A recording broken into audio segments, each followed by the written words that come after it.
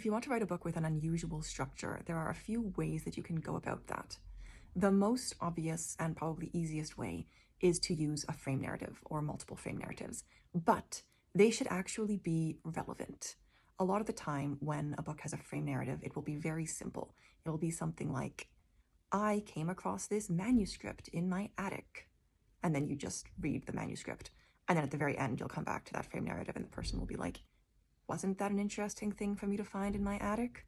And there's nothing wrong with that, but it's also not very unusual when it comes to structure. It's a lot more interesting when the frame narrative has more of an impact on the story.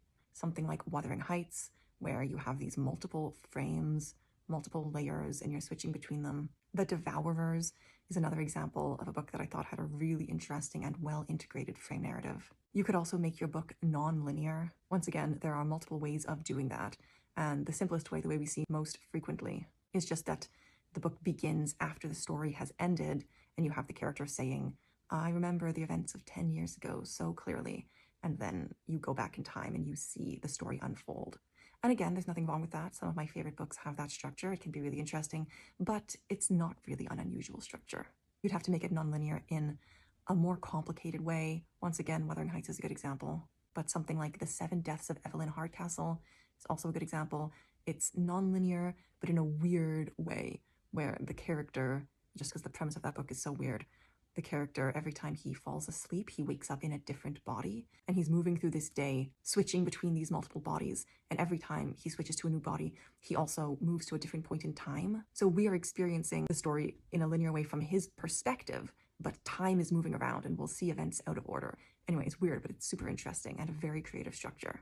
And you could also just do something completely different and weird with the structure if you don't want to follow a conventional story.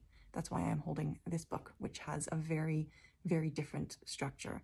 This book is pretty well plotless. It is about a woman mourning the death of her friend. But what she is doing to sort of process this grief is writing an encyclopedia about her friend's favorite show, which is a show that does not exist in real life. So all of the information about the show is imaginary, and the bulk of the book is just made up of these encyclopedia entries about this show that doesn't exist. Structurally, it's very weird and very interesting. So you could do something totally out there like this. I've also read books where the story is structured like the steps of a 12-step recovery program, or structured like an opera or something like that. So there are lots of options of ways to think outside the box